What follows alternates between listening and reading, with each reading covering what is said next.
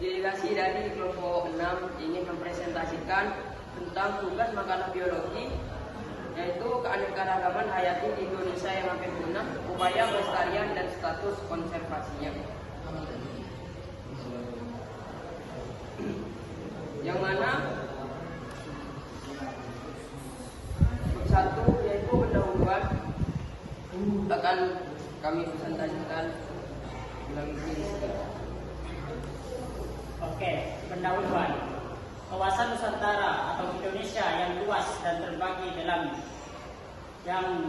dalam ribu-ribu pulau yang menjadikan Indonesia kaya akan flora dan fauna. Sejarah geografis Indonesia diapit oleh 2 benua dan 2 samudra yang sehingga Indonesia memiliki banyak sekali spesies flora dan fauna yang bermacam-macam.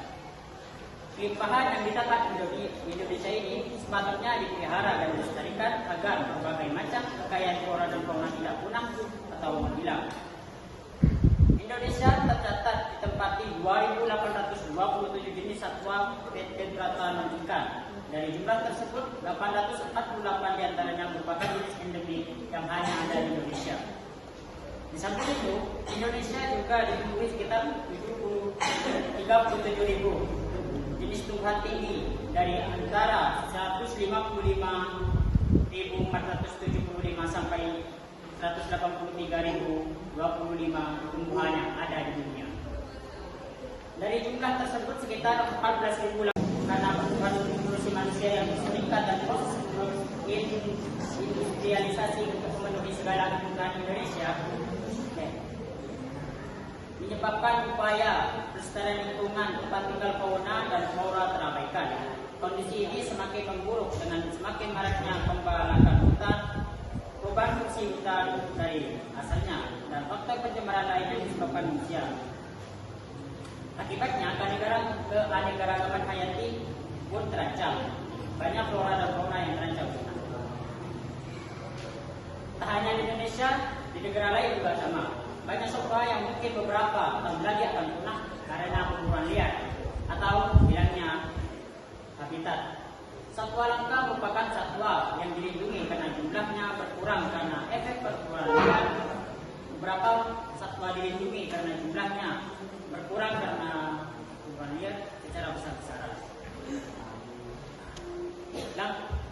Satwa langka yang ada di alam sendiri diawasi oleh BKSDA, singkatan dari Badan Konservasi Sumber Daya Alam. Setiap daerah mempunyai spesies satwanya sendiri yang nantinya akan dimasukkan dan dijadikan data oleh BKSDA setempat. Dan menurut perjanjian internasional yang mengatur pengendalian perdagangan jenis-jenis tumbuhan dan satwa liar serta produk-produk, perjanjian ini didirikan tahun 1973 dan mulai berlaku pada 1 Juli 1975 berdasarkan keinginan untuk memanfaatkan tumbuhan dan satwa secara berkelanjutan. Indonesia telah turut beratifikasi ITS atau Konservasi Internasional Trade of Flora and Fauna. Yang pertama yaitu disebabkan oleh perubahan iklim. Pemanasan global dapat menyebabkan perubahan iklim di bumi. Satu belahan bumi akan mudah banjir, sedangkan belahan bumi lainnya mengalami kekeringan. Perubahan iklim akibat pemanasan global juga meningkatkan aktivitas badai tropis. Badai tropis dapat membunuh fitoplankton dan hewan-hewan. Jika terus-menerus terjadi akan mengakibatkan kepunahan makhluk hidup yang terkena dampaknya. Yang kedua yaitu disebabkan oleh hilangnya habitat, seperti halnya manusia yang membutuhkan tempat tinggal. Hewan dan tumbuhan pun juga sama. Hilangnya habitat akan membuat hewan terusir dari rumahnya dan terpaksa melakukan migrasi. Sebagian besar hewan tidak akan selamat dan mengalami kepunahan karena tidak bisa menemukan tempat tinggal yang baru. Misalnya, mencairnya es di kutub yang membuat beruang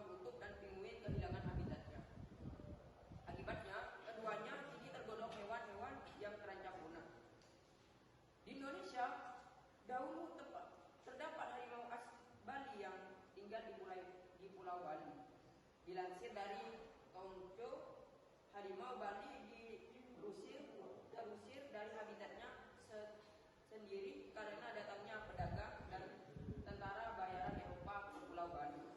Harimau Bali diusir dan diburu hingga punah pada tahun 1930 sampai sekarang. Yang ketiga yaitu disebabkan oleh kekurangan makanan. Dilansir dari Tongco, kekurangan makanan atau kelaparan karena polusi pupuk pertanian, polusi air, polusi tanah, polusi udara, dan semua yang bersifat buruk bagi lingkungan hidup dan dapat menyebabkan kepunahan. Yang kelima yaitu disebabkan oleh bencana alam. Bencana alam tidak hanya disebabkan oleh faktor manusia, melainkan kelangkaan tumbuhan yang ada di bumi juga bisa terjadi akibat faktor alami seperti bencana alam, longsor, banjir, tsunami, gunung meletus, dan lain-lain. Adalah beberapa bencana alam yang ketika terjadi bisa menyebabkan tumbuhan yang hidup di bumi ikut hancur dan mati. Terutama di Indonesia yang termasuk negara yang rawan terkena dampak bencana alam. Saat musim kemarau pun Indonesia tidak terlepas dari ancaman bencana alam.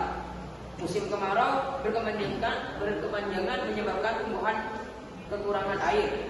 Tumbuhan yang tidak dapat asupan air yang cukup akan sulit bertahan hidup hingga akhirnya tumbuhan akan mati. Jika berlangsung dalam masa yang panjang, bukan tidak mungkin juga menyebabkan beberapa spesies menjadi langka atau punah. Yang keenam yaitu disebabkan oleh termasuk spesies tanaman yang sulit berkembang biak. Faktor alami selanjutnya yang menjadi penyebab kelangkaan tumbuhan adalah karena spesies tumbuhan tersebut termasuk dalam spesies yang sedang melakukan perkembangbiakan. Ada beberapa spesies tumbuhan yang memang secara alami sulit berkembang biak secara alami, sehingga dibutuhkan bantuan dari polusi pupuk pertanian, polusi air, polusi tanah, polusi udara, dan semua yang bersifat buruk bagi lingkungan hidup dan dapat menyebabkan kepunahan. Yang kelima yaitu disebabkan oleh bencana alam. Bencana alam tidak hanya disebabkan oleh faktor manusia, melainkan kelangkaan tumbuhan yang ada di bumi juga bisa terjadi akibat faktor alami seperti bencana alam, longsor, banjir, tsunami, gunung meletus, dan lain-lain. Adalah beberapa bencana alam yang ketika terjadi bisa menyebabkan tumbuhan yang hidup di bumi ikut hancur dan mati. Terutama di Indonesia yang termasuk negara yang rawan terkena dampak bencana alam. Saat musim kemarau pun Indonesia tidak terlepas dari ancaman bencana alam. Musim kemarau berkepanjangan menyebabkan tumbuhan kekurangan air. Tumbuhan yang tidak dapat asupan air yang cukup akan sulit bertahan hidup hingga akhirnya tumbuhan akan mati. Jika berlangsung dalam masa yang panjang, bukan tidak mungkin juga menyebabkan beberapa spesies menjadi langka atau punah. Yang keenam yaitu disebabkan oleh termasuk spesies tanaman yang sulit berkembang biak. Faktor alami selanjutnya yang menjadi penyebab kelangkaan tumbuhan adalah karena spesies tumbuhan tersebut termasuk dalam spesies yang sedang melakukan perkembangbiakan. Ada beberapa spesies tumbuhan yang memang secara alami sulit berkembang biak secara alami, sehingga dibutuhkan bantuan dari Isaetus flores. Status konservasinya menempati kategori endangered. Yang terakhir yaitu gajah Sumatera. Nama latin Elephant maximus. Nah, status konservasinya adalah menempati critically endangered. Yang kedua yaitu flora Flora. Nama flora Padma raksasa, nama Latin Rafflesia arnoldi. Status konservasi adalah critically endangered. Nama flora yang kedua yaitu Endelwis Jawa, nama Latin Anaphalis javanis. Status konservasinya adalah venerable. Yang ketiga yaitu bunga bangkai, nama Latin sebagai Amorphohalus titanus. Status konservasinya adalah endangered. Yang terakhir adalah pohon ulin, nama Latinnya adalah Eusidera silon atau bin. Status konservasinya adalah endangered. Melanjut kepada nomor 3 yaitu upaya pelestarian flora dan fauna di Indonesia. Kepunahan flora dan fauna dapat dicegah dengan cara melakukan konservasi atau bisa disebut sebagai pelestarian flora dan fauna. Konservasi dapat dilakukan dengan dua cara, yaitu dengan cara in situ maupun ex situ. Konservasi in situ adalah usaha pelestarian yang dilakukan di habitat aslinya, yaitu dengan mendirikan cagar alam. Taman biosfer adalah kawasan yang dengan ekosistem terestrial dan pesisir yang melaksanakan konservasi biodiversitas.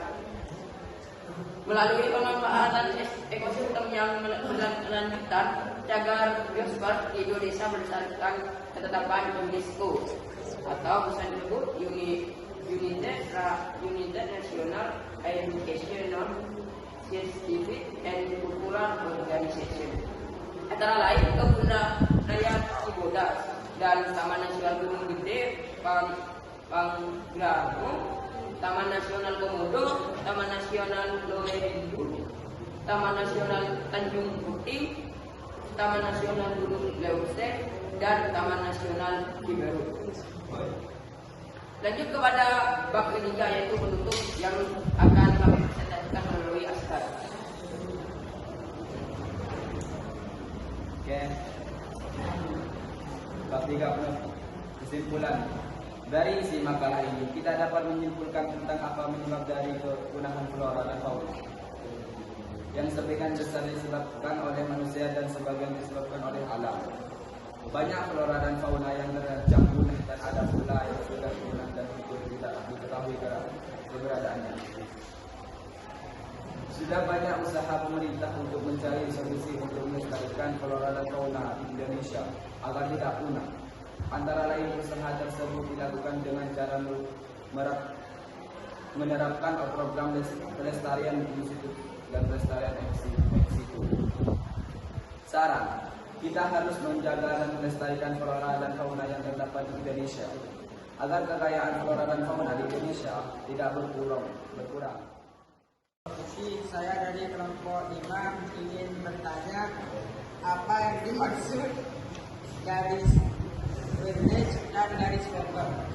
Garis Wellet dan garis Weber adalah garis yang memisahkan antara yang memisahkan antara bagian-bagian di Indonesia, yaitu bagian barat, bagian peralihan, dan bagian timur. Apakah seperti ini? Ya. Apakah ada pertanyaan lain selain kelompok 3? Perkenalkan nama saya Pada Putra dari kelompok 5. Pertanyaannya adalah apa faktor penyebab hilangnya keanekaragaman hayati? Faktor penyebab kehilangan atau punahnya keanekaragaman Indonesia yaitu sebagian besar disebabkan oleh manusia dan sebagian pula disebabkan oleh alam seperti bencana alam atau tanah longsor atau banjir atau tsunami. Itu dapat menyebabkan kepunahan flora dan fauna di Indonesia. Dan selebihnya itu disebabkan oleh manusia seperti banyak terburunya makhluk hidup flora dan fauna di Indonesia, seperti halnya harimau yang diambil kulitnya yang diolah menjadi jaket seperti itu. Apakah terpenuhi? Ya. Ya, kalau tidak ada pertanyaan lagi, sekian presentasi dari kami, kurang lebih.